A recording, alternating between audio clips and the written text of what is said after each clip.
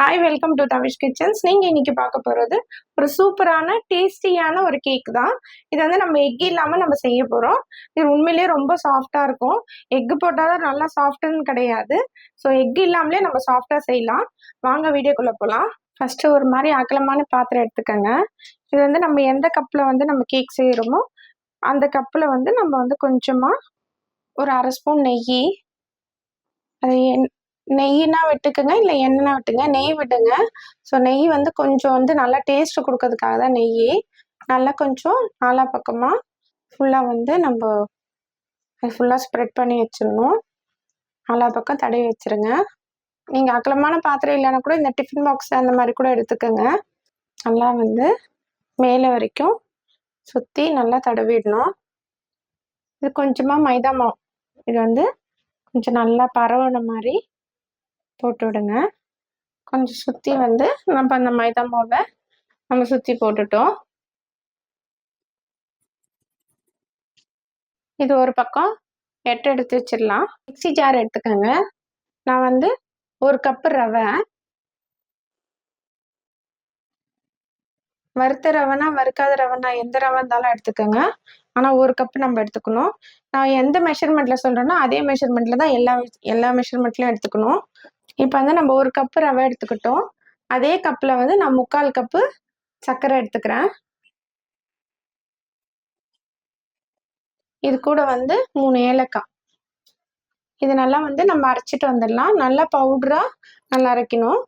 நம்ம சர்க்கரை வந்து நம்ம பவுட்ரு பண்ணால் எப்படி இருக்கும் அந்த மாதிரி நல்லா ஃபுல்லாக பவுட்ரு பண்ணணும். திரியெல்லாம் இருக்கக்கூடாது. நான் அரைச்சிட்டு வந்துடுறேன். இதை நான் வந்து ரவையும் சர்க்கரையும் ஏலக்காவும் நான் அரைச்சிட்டு வந்துட்டேன். நல்லா வந்து பவுட்ராக ரொம்ப நைஸாக இருக்கணும். மிக்சிங் பவுலில் நான் மாற்றிக்கிறேன். ஒரு மிக்சிங் பவுலில் நம்ம வந்து இந்த அரைச்ச பவுடரை நம்ம அதில் வந்து கொட்டிடலாம். மிக்ஸி ஜாரில் வந்து எக்ஸ்ட்ராஸாக இருக்கும். அது நல்லா வந்து ஃபுல்லாக வழித்து எக்ஸ்ட்ராஸ் இருக்கும். ஸோ அதை வந்து நம்ம வழிச்சிட்டு அதில் போட்டுடலாம். நம்ம மிக்சிங் பவுலில் நம்ம மாற்றிட்டோம். ஒரு ஸ்பூன் வச்சு நம்ம கொஞ்சம் லைட்டாக மிக்ஸ் பண்ணி விட்டுருங்க. இது வந்து நான் ஒரு கப்பு மைதா மாவு எடுத்திருக்கேன். எந்த கப்பில் நம்ம மெஷர்மெண்ட் சொல்கிறோமோ அதே மெஷர்மெண்ட்டு, எல்லா மெஷர்மெண்ட்டும் அதே மாதிரி தான் நான் சொல்லியிருக்கேன். நல்லா இதில் மிக்ஸ் பண்ணி விட்டுருங்க. நான் ஒரு அரை ஸ்பூன் எடுத்துக்கோங்க. அந்த அரை ஸ்பூனில் வந்து நம்ம பேக்கிங் பவுட்ரு போடுறேன். இன்னொரு அரை ஸ்பூன் வந்து நான் பேக்கிங் சோடா போடுறேன். ரொம்ப போட்டுறாதீங்க, ஒரு ஹாஃப் ஸ்பூன் இருந்தால் போதும். நல்லா இதில் மிக்ஸ் பண்ணி விட்டுருங்க. நல்லா மிக்ஸ் பண்ணிக்கோங்க. இது கூட வந்து அரை கப்பு வந்து நான் கோல்டு வின்னர் எடுத்துக்கிறேன். ஸோ சுத்தமான எண்ணெயாக எடுத்துக்கோங்க. எதுவும் மிக்சிங் இல்லாமல் எண்ணெய் எடுத்துக்கணும். ஒரு அரை கப்பு இருந்தால் போதும். அதுக்கப்புறம் நம்ம வந்து ஒரு கப்பு வந்து காய்ச்சின ஆற வச்ச பால், அது ஒரு கப்பு நம்ம ஊற்றிக்கோங்க. நல்லா வந்து சில்லுன்னு ஆறதாக இருக்கணும். கொஞ்சம் சூடெல்லாம் ஊற்றிடாதீங்க. நல்லா மிக்ஸ் பண்ணிக்கோங்க.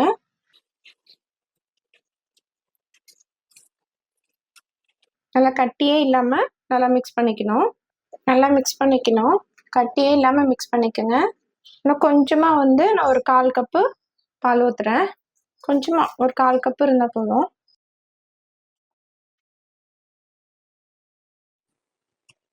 நல்லா மிக்ஸ் பண்ணிக்கிட்டோம். இது கூட கொஞ்சமாக நம்ம உப்பு போட்டுக்கலாம். ஒரு அரை ஸ்பூன் வந்து வெனிலா எசன்ஸு. அவ்வளோதான், இந்த அளவுக்கு இருந்தால் போதும். இது வந்து நம்ம எடுத்து வச்சிடலாம். ஒரு அகலமான கடாய் வச்சுக்கோங்க. அடுப்பு பற்ற வச்சுக்கோங்க. இது கீழே வந்து நான் பிளேட் மாதிரி வைக்கிறேன். கொஞ்சம் ஹைட்டாக தூக்கி வைக்கிற மாதிரி. இது நல்லா கொஞ்சம் ஹீட் ஆகணும். நம்ம க்ளோஸ் பண்ணி வச்சுக்கலாம். இப்போ நம்ம மைதா மாவு எண்ணெயும் போட்டு ஒரு பவுலில் நம்ம வச்சுருக்கோம்ல, அதை வந்து நம்ம வந்து இதில் மிக்ஸ் பண்ணதை வந்து நம்ம கேக்கு மிக்ஸ் பண்ணி வச்சுக்கலாம். அதில் வந்து நம்ம இதில் போட்டுடலாம்.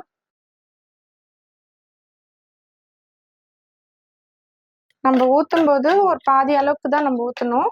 ஸோ நம்ம கேக் வந்து நம்ம பண்ணும்போது கொஞ்சம் நல்லா உப்பிட்டு வரும். ஸோ அதுக்கு கொஞ்சம் கேப் கொடுக்கணும் நம்ம. அவ்வளோதான். இது கொஞ்சம் லைட்டாக தட்டி விட்டுருங்க. ஏன்னா வந்து அங்கங்கே கொஞ்சம் ஏர் பபிள்ஸ் இருந்துச்சுன்னா கொஞ்சம் வந்து அந்த இடத்துல வந்து ஃபில்லிங்காக இருக்காது. இப்போ இது இப்படியே இருக்கட்டும். நம்ம பேன் சூடாயிடுச்சா நம்ம பார்த்துக்கலாம். நம்ம ஓப்பன் பண்ணி பார்த்துக்கலாம் ஹீட் ஆயிடுச்சான்ட்டு. இந்த அளவுக்கு நல்லா கொஞ்சம் புகை வர மாதிரி ஹீட்டாக இருக்கணும். இப்போ நம்ம இதை வச்சிடலாம். இப்படியே இதை அப்படியே க்ளோஸ் பண்ணிக்கலாம். ஸ்லோ ஃப்ளேம்லேயே வச்சுக்கோங்க.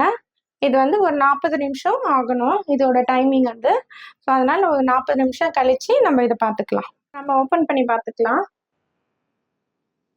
இது வந்து நம்ம உள்ளே கொஞ்சம் நல்லா வெந்திருக்கான்னு பார்க்குறதுக்கு ஒரு ஸ்டிக் மாதிரி எதுனா வச்சு கூட பார்த்துக்குங்க.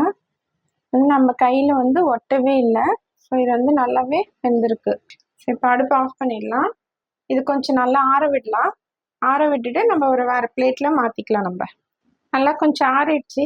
இந்த அளவுக்கு இருந்தால் போதும். கொஞ்சம் விதவிதன்னு இருந்தால் போதும். இப்போ நம்ம ஒரு பிளேட்டில் மாற்றிக்கலாம். கொஞ்சம் லைட்டாக வந்து தட்டி விட்டுருங்க. நல்லா தட்டி விட்டுட்டா நம்ம ஆல்ரெடி நெய்யெல்லாம் தடவி இருக்கோம். ஸோ அதனால வந்துடும். நல்லா சாஃப்டாகவே இருக்குது.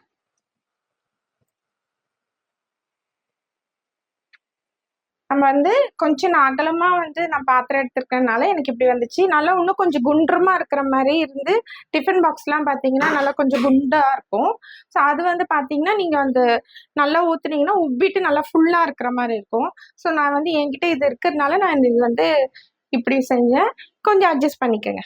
நல்லா தொட்டாலே நல்லா சாஃப்டாக இருக்குது. இதை வந்து நம்ம ஸ்லைஸ் பண்ணி வச்சுக்கலாம்.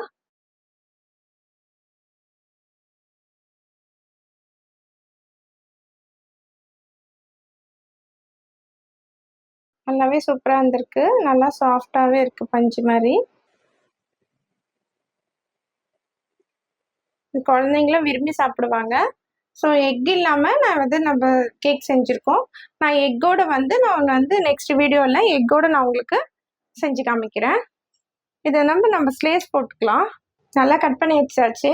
ஸோ இந்த அளவுக்கு வந்து கொஞ்சம் நல்லாவே வந்து நல்லா சாஃப்டாகவே இருக்குது. உள்ளேயும் நல்லாவே வந்திருக்கு. பஞ்சு போலையும் இருக்குது. ஸோ என்னோட வீடியோ உங்களுக்கு பிடிச்சிருந்துச்சுன்னா சப்ஸ்கிரைப் பண்ணுங்கள், லைக் பண்ணுங்கள், ஷேர் பண்ணுங்கள். பக்கத்தில் இருக்க பெல் ஐக்கான் கிளிக் பண்ணிக்கோங்க. தேங்க்யூ.